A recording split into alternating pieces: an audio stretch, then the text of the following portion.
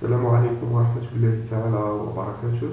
Aujourd'hui, on va voir le résumé du cours de transformation chimique s'effectuant de deux sens. Donc, ce cours concerne deuxième bac, sciences maths, sciences physiques et sciences SVT. Donc, le résumé, il est très concentré. On va concentrer seulement sur les points essentiels du cours.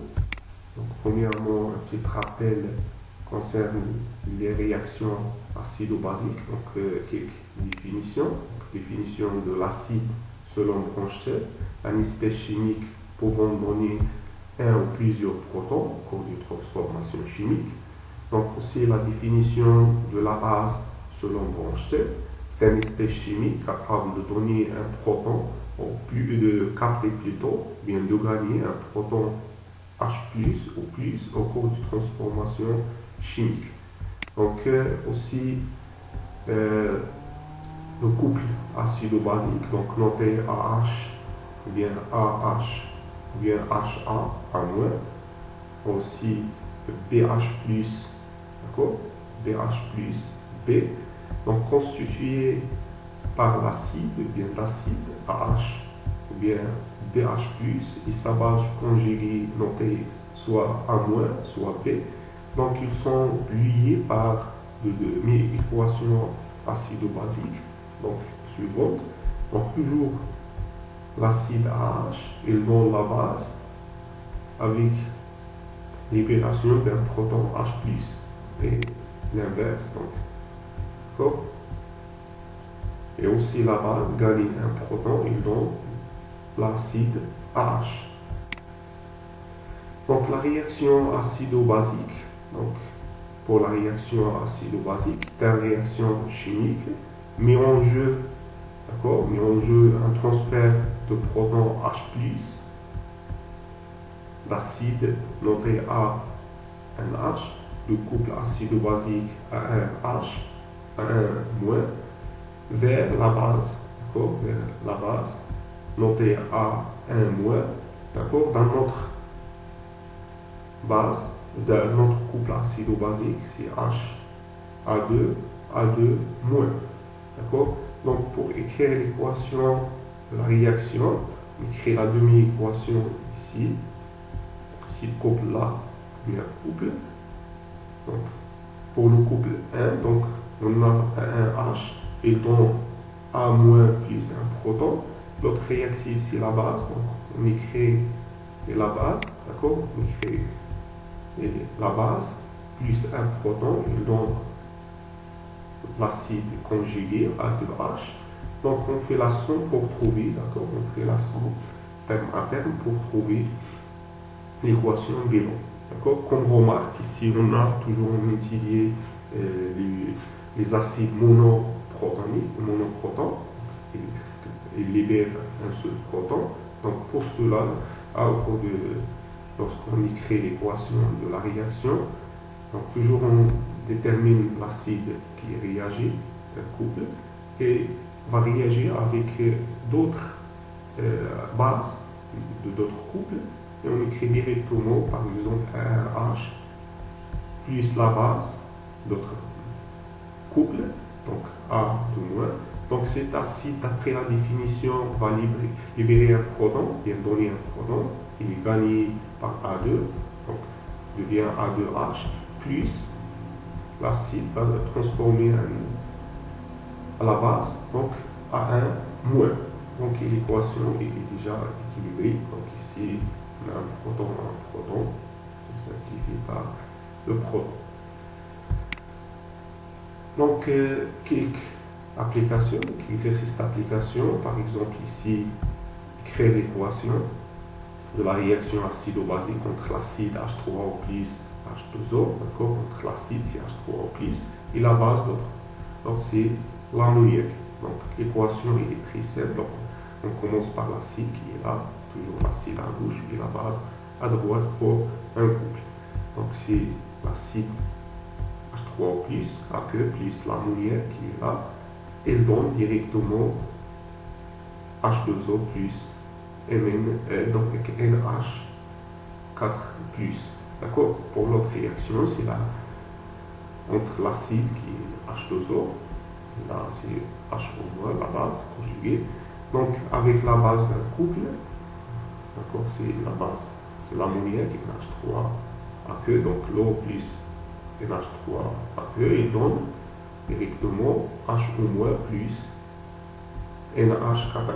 Donc pour notre type d'équation, donc l'acide, couple acide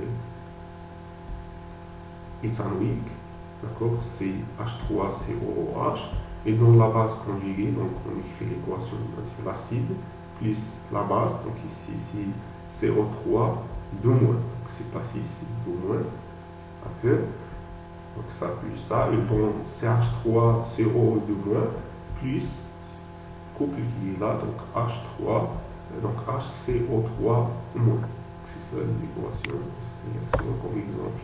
Alors, donc maintenant pour la mesure du pH d'une solution aqueuse, donc par définition du pH d'une solution, donc, nous pouvons calculer facilement le pH d'une solution, des solutions diluées, de concentration de H3+ est inférieure ou égale à 5, 10 puissance -2 mol par litre, par l'application de la relation suivante, donc pH égale moins logarithme décimal de concentration de H3+. D'accord? Donc cette relation est équivalente aussi. La concentration de H3+ égale 10 puissance moins pH. D'accord? Donc ici, comme remarque, si on a mesuré pH, nous pouvons déduire la concentration molaire de H3+. D'accord? pH toujours mesuré, donné. Nous pouvons, si on a pH, nous pouvons déduire la concentration de H3+, telle que la concentration de H3+ égale 10 puissance moins pH. Et on trouve la concentration de H3+.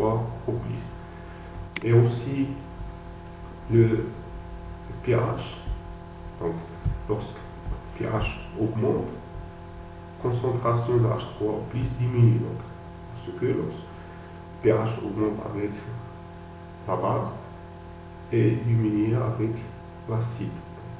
Lorsqu'on a pH par exemple à 25 degrés Celsius, pH varie de 0 à 14, tel que à 7, pH égale 7, la solution est neutre, donc toujours à 25 degrés Celsius. Lorsque aussi pH est inférieur à 7, donc solution est acide. Lorsqu'il est supérieur, pH supérieur à 7, la solution est basique.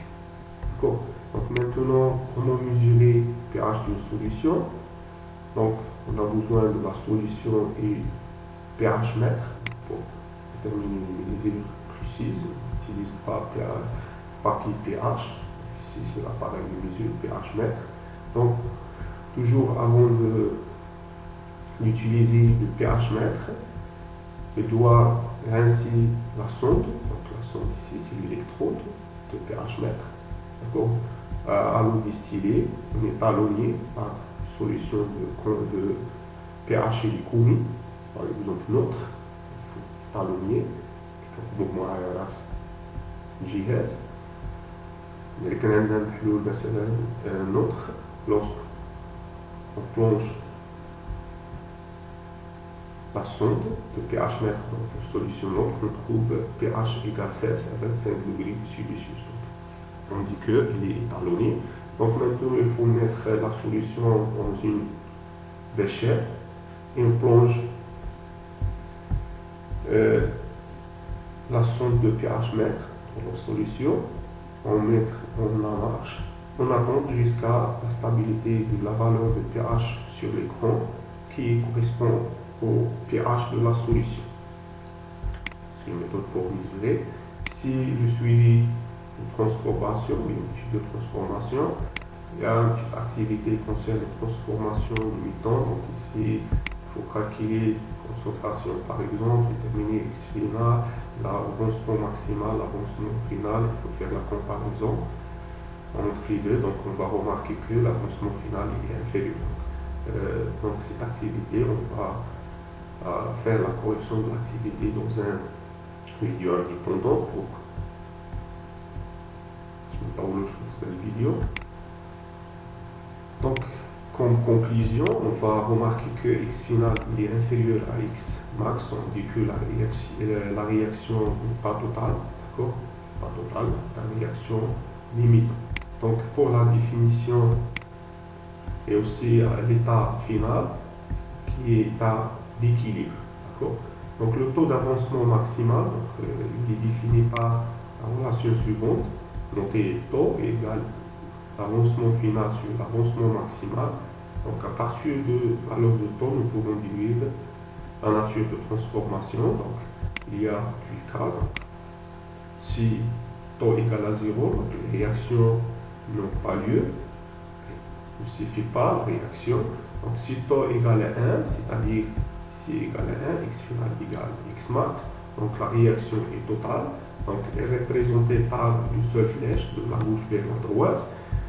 Mais le cas le plus général, c'est taux supérieur à 1, supérieur strictement à 0 est inférieur strictement à 1. Donc la réaction elle est limitée ou bien non totale.